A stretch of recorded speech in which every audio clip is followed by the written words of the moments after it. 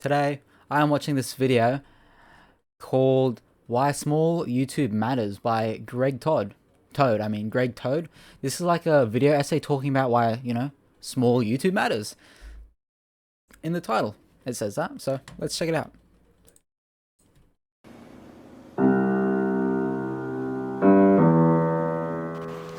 It's 11:43 p.m. at night, and oh, this is just so awkward. Maybe now is where I should say this is my first video essay ever. I've been a big video essay fan for a long time, and I finally was like, you know what, I should make a video essay. So this is my video essay, and it's about why small YouTube matters. Okay, back to the scene that I was painting.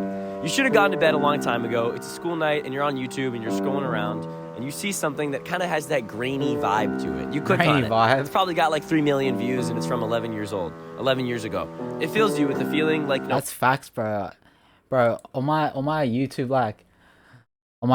recommended, I just see there's just all these like mythical YouTube pulls like 15 years old, like 15 years and older, and then it's just this random video posted in like 2007, and it's got millions of views, and it's just like it's like a home video, like home and video today is just the norm now because everyone's got phones.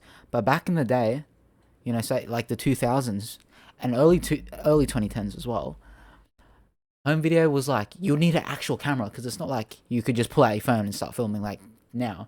It was a lot different, and back then you also had to get it developed, put it on a CD, DVD. It's very different. So especially back in this time period when these videos were posted, like this is like very different. You know what I mean?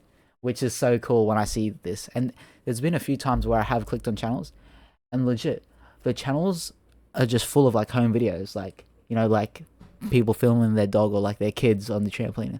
Like that's cool, and it's like from 15 years and older. It's pretty crazy, bro. A feeling of nostalgia. Let me just restart this whole. Is that crazy if I restart this whole thing? No, I should keep this whole thing in. Small YouTube. I'm just gonna read from the script. I made a script and I was like, I don't want to read from it, but I might as well read from it because I really made this. I made this for this purpose. I'm also next to a stream which is making a lot of noise. Here, I can record. He's next to a stream. I am on it. I'm doing a stream right now. That's so cool. A little video, and then I can. Yeah, that's the sun. That's you, actually. That's the viewer. Why did he make it stretch res? Over there. Sorry, I just got too meta.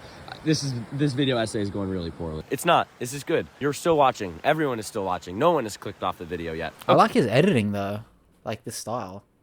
Okay, so back to the video you found late at night. Watching that video very late at night, you found this video. These videos often feel old and lost, a shared form of nostalgia that fits perfectly into a subtle and sneaky desire for a feeling we can't exactly place. And you can see it in that was the very first YouTube video ever posted. Comments. All the comments are like tweaking out over how crazy and how emotional and how nostalgic this is. Not every YouTube video gets that type of interaction. In fact, most don't. So what you're experiencing in that moment, for the sake of this video essay, I'm going to refer to as charm. And this charm is not the dictionary definition, which is a trait that fascinates, allures, or delights. I would say this charm is something that makes you feel seen. This is a charm that makes you feel proud to be a human. In fact, I don't know, this guitar, this sounds like some Alex G type stuff to me. She can't really explain it either, but I'm gonna say charm a bunch, and charm is just something that feels real, and maybe a little bit rough on the edges with its realness. So unfortunately, a lot of this YouTube charm, it feels sequestered to this unreachable past, with the only reminder of your current existence being the corny, I think this is Alex G, or I might be wrong, who here in 2025 buttons. So in recent years, I feel like there's been a gross beastification of content, and when I say beastification, yes, bro, yes. Legit, I think it was last night, I watched this video talking about Mr. Beast and his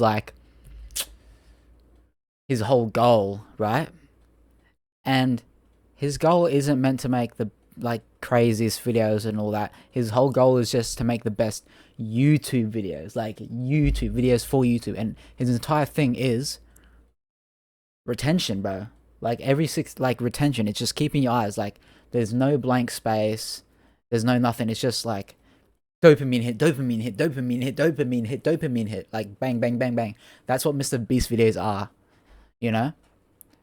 And because over time, with the way we consume media, our attention span, generally as a people, bro, especially the generation that has like grown up with this, which includes me, attention spans have gotten worse. You know what I mean? But yeah, just talking about like this, like beastification. But yeah, let's continue. I'm referring to Mr. Beast, because online media, it's creeping closer and closer to its most heinous and maximized form, and we're seeing this sad reality. Yeah, and also with this beastification type stuff that he's talking about, it's less genuine, bro. It really is. It's less genuine. Not saying they're like bad for that, but it's just the game that they're playing. You know what I mean? Just to get views. It's not genuine. Like, you know, just sit down, talk, minimal edits. It's like bang, bang, bang, bang. It's just retention. It's just keeping retention. That's their whole goal. To flip the pages and my hands were very cold. That only the most efficient content will succeed. There's not really a focus on anything but keeping the viewer from clicking off the video. Now, isn't that sad?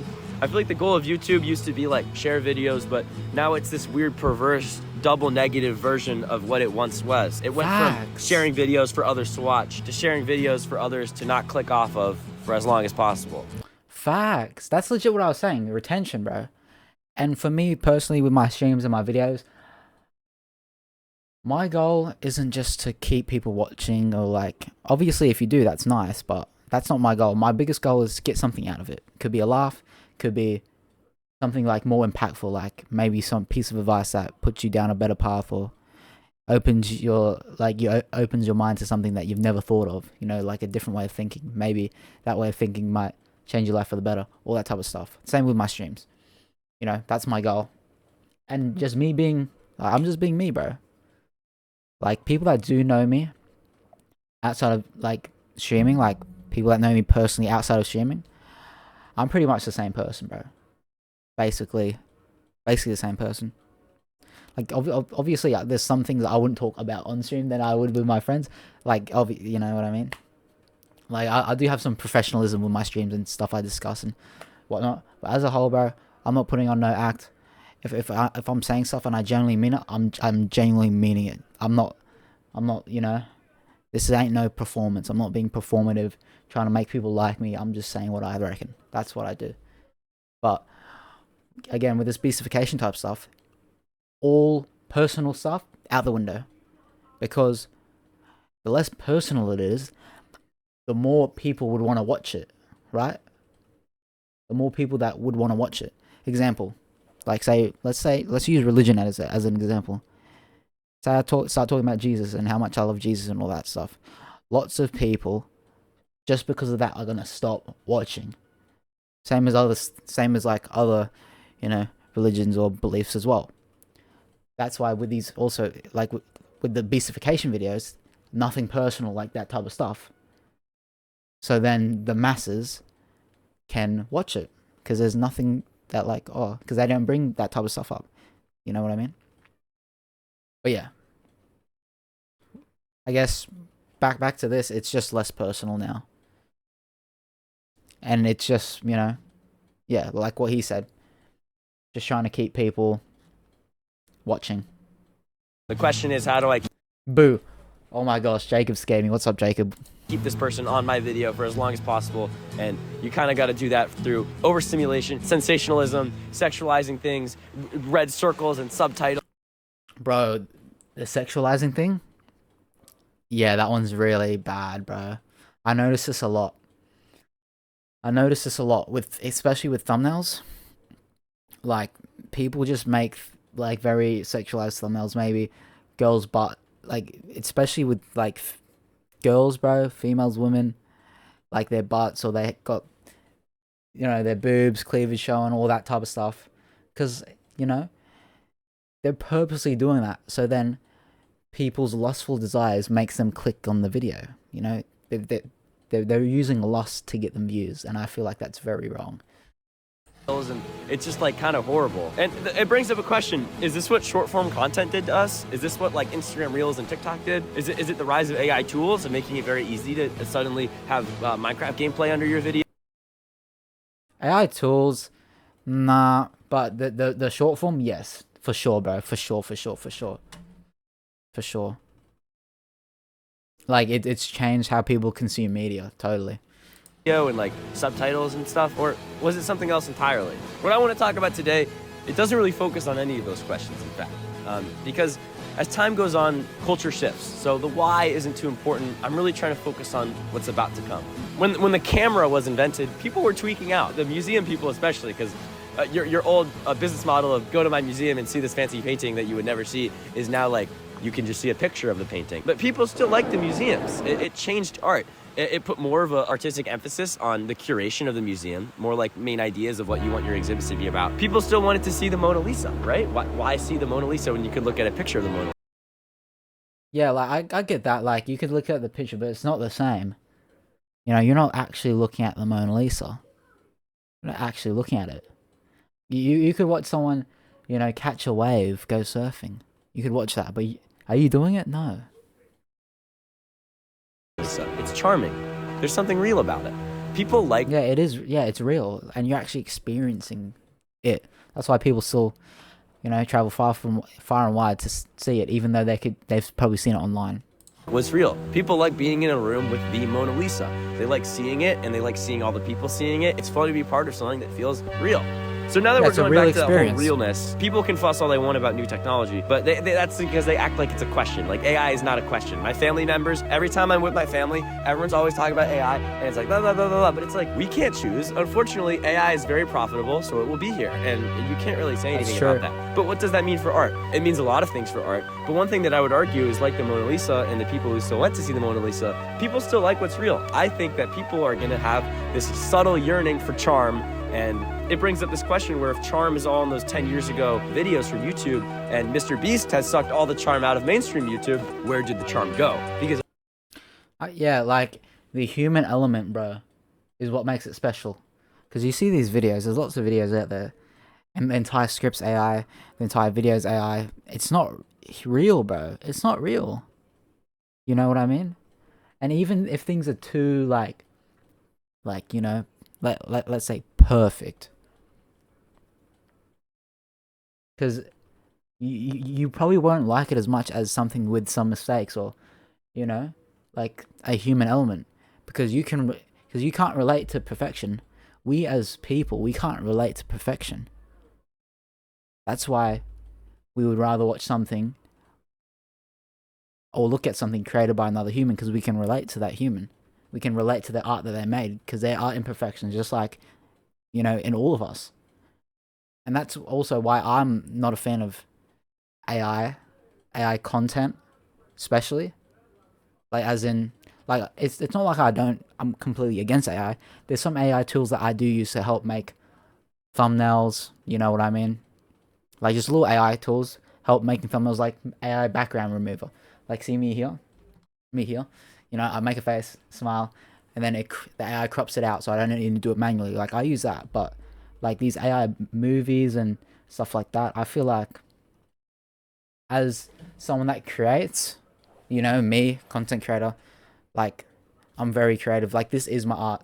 The videos I make, the thumbnails, all that, this is me. This is my thinking, and I try to put something in the world that, you know, gives value to others. But yeah, AI, when it comes to that, I feel like it's just, I feel like it's disingenuous. I'm not sure if I'm exactly using that right in this context, but no, I don't want to watch it. And I feel like lots of other people are in the same boat as me. We don't want to watch that AI slop, you know, what people say, AI slop, this crap. We want to watch real things made by real people. This is some deep stuff. I can tell you right now, there's charm on YouTube. And you might be able to guess by the name of this YouTube video, but that charm exists in small YouTube. Small YouTube. Now I'm part of this. I'm part of this chat.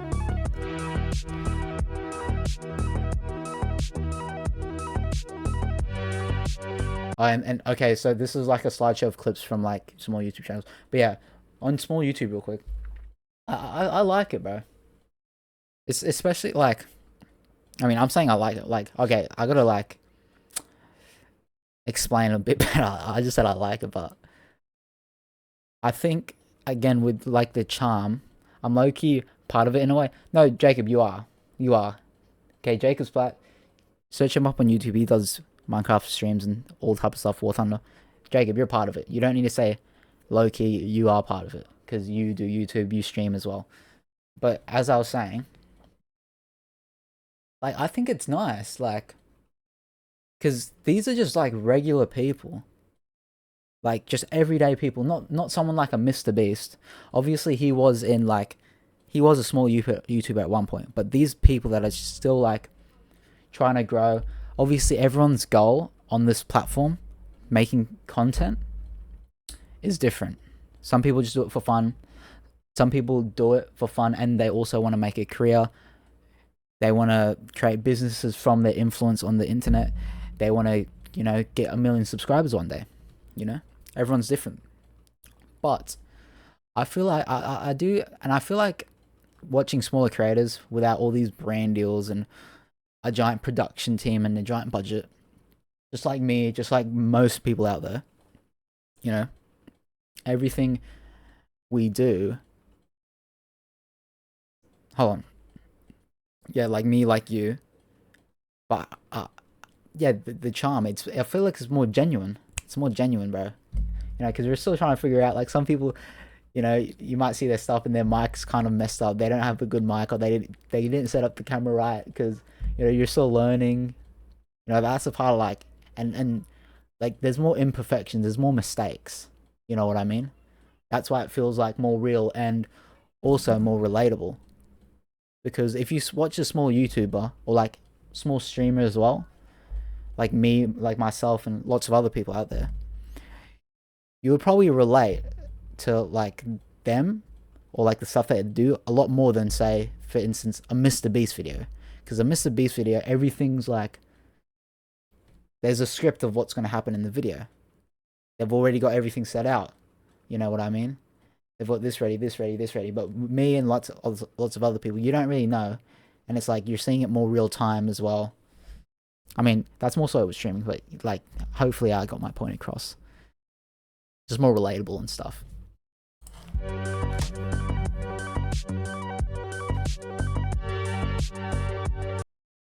And also like it actually feels like you're watching a video made by someone, not like it's made by and created by someone instead of like a production team. That's a big one. It's made by an individual. Like or everything I do, it's me. Like I come up with my ideas. I record everything. I edit everything. I put it out myself. Everything's by me. Instead of like a production team. Like if it's just an individual and their thoughts and their, the way they operate, it feels a lot more, genuine and real and raw than like a Mr. Beast or lots of other people with an entire production team with over like say 50 people and stuff. YouTube swag is back. It's hidden deep in the folds of an algorithm that prioritizes overstimulation and sensationalism. It prioritizes the beastification. It prioritizes the content that makes you feel a little bit crummy about your life. AKA, I traveled around Europe for 2 months in a van with my friends. Look how cool I am. Look how pretty I am. Look at all the fun stuff I did. That kind of content will succeed because people like to watch what they don't live, what they don't have. Unfortunately, the truth of social media is you profit off of anxiety a lot. So if we're focusing on the stuff that isn't succeeding, you're on the ground floor. You're with us. You're with our generation, and we're kind of shit at what we do right now because we're just making videos with our friends. And unfortunately, it's showcasing a life that's very real, and I would argue very charming. It's your friends. Very charming. Hold on. Jacob's Flat just wrote something. I'm gonna read it real quick. Mr. Beast has a budget and a team. Us small creators make videos that people hopefully enjoy. We put our work into as a single person rather than a group of people. It feels more like a person-to-person relationship to your fans. Yeah, It's waiting in line at Starbucks, or you make a joke. It's just like. And one thing is also with like, not just YouTube but streaming. It like as a small streamer, like averaging like under 20 viewers, it's a lot different. And as a viewer especially, it's a lot different viewing experience watching someone like averaging under 20 viewers than like a mainstream guy, like a mainstream top streamer averaging over 5k. It's a lot different.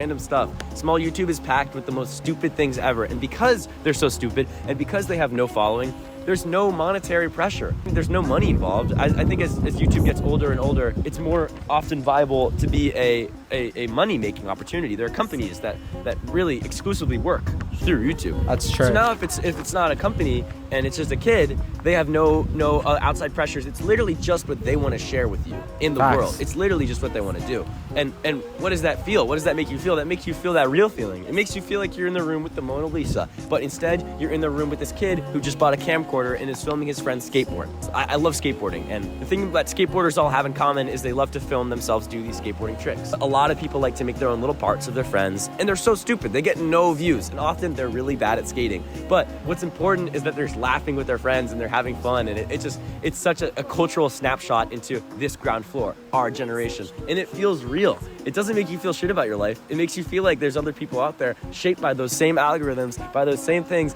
and it makes you feel awesome to be alive. And you're interacting with this platform, and you're like, wow, like, they really just uploaded whatever the fuck they wanted. And then you're like, wait a minute, wasn't that the whole goal of the website? You look back to me at the zoo. Coincidence that it's just him at the zoo, just at the zoo. Like, he just was there and he wanted to upload that. So there's charm in small YouTube. There's charm in its rough edges, and that makes sense after all this crazy explaining. And it's very connected to old YouTube. But what does that mean for you? I would say that as a viewer of this video, if you watch through all of this, low-key hella respect that you didn't need all of the overstimulation that I've been talking about. But maybe I'll make it overstimulating in post. I don't know. WU for sticking around. That means you're probably capable of hearing some of. Nah, this guy did add a lot of effects in this video, I'm gonna be honest. A lot of edits. Advice, and but it's chill. Maybe even doing something about that advice. My call to action here is to find charm in your life. I remember when I was a kid, they thought that the biggest danger of social media would be misinformation. They were so worried that you'd see something online and think it was real. I've seen videos. Okay, this misinformation thing, I feel like a lot has to do with the older generations, boomers and Gen X. especially the people that be using Facebook. It's usually unks and aunties, and they just see these AI videos of a crocodile and a gorilla fighting each other and stuff, and they think it's real. But no, there is misinformation. But yeah, I feel like the bigger thing that has affected people is just attention span, and people always chasing that next dopamine rush. And they do it subconsciously, and that is what these platforms want. Because the difference about these, because at the end of the day, YouTube, Instagram, TikTok, they're businesses, right? And instead of going to a bakery and buying a loaf of bread, you give them your money. These platforms, you give them your time. You're trading your time, you're trading your attention. And the longer you're on these platforms watching these things, the more ads they can put out to you. Because, yeah, that's how they make their money. Through your attention. Instead of you giving them money going to a bakery and buying bread, you give them your time and attention. That's how these work. That's how YouTube works. That's how all these social platforms work. Of AI Charlie Kirk doing some crazy stuff. AI slop has ruined my my truthometer on social medias at all. It's not about that anymore. What you need to be teaching is emotional literacy. It's how do you see someone's amazing summer dump and not feel completely bad about your life. You need to understand, I think, what's tied to a larger profit incentive of social media is that the attractive people who make you feel bad about your life, they're low-key gonna get heck of views, and then you're gonna. That's true. That is true. I didn't even think about that one. Being able to look at social media and not feel bad about yourself. Think about this. Lots of people that post on social media, say, let's say, example, Instagram. They post their highlights, bro. They post their highlights. Generally, people post their highlights of their life. And you might be going through a rough time, and then you see their story, and they're at a party or whatever, having fun, and you're like, look how happy they are. And then I'm here in my room alone, and I'm all sad. That's their highlights. You gotta remember, people go through struggle. These people that look so happy on social media, when behind closed doors, they could be struggling as well. You just gotta keep that in mind, bro. I feel bad, it's just there's the truth. And it's yeah, that's half the battle, is not feeling bad about the other people. How do you feel good about yourself? How do you interact with social media to feel happy about who you are? And this is where I think small YouTube comes in as the Deus Ex Machina, is that it? Comment down below if that was it. But small YouTube, it's a way that you can interact with your life, and we've never been so documented, ever. We've never had this many photos. Everyone has a little camera on them all the time, and they're filming their friends, they're filming themselves, they're filming everything. You have so many videos of everything. Legit, almost anyone could become a creator In your life. Now, this is my call to action. Take those videos, download like CapCut or something, put them into CapCut, and then put your favorite song behind it all, and just feel what you feel. Sit there for a little bit, because what you created is a piece of what small YouTube's charm has to offer. It's looking at your life and kind of interacting with it in a way that is purposeful, interacting with it in a way that is creative, that makes you feel happy, and it makes you feel grateful for those around you, while still being part of social media. I think that going through small YouTube and seeing people who have friends similar to yours, similar struggles, they're rough around the edges. It's not polished, there's no editor, it's just a kid behind it. It's small YouTube, it's what YouTube was meant to be. It fills you with this feeling of like, oh, we're on ground floor together. We're sharing this human experience. And I think that common ground is something that we've needed more than ever right now. And have you ever wanted common ground emotionally with other people who are similarly lonely and at times insecure and at times anxious and at times not on their Mr. Beast timing? Because I'll tell you right now, the average person isn't living in a van traveling around Europe. Your average person is going to work and then they're like bumping to music on the way home from work. And it's like, if you can romanticize your bumping to music on the way home from work, you can put in a little YouTube video of you and your friends.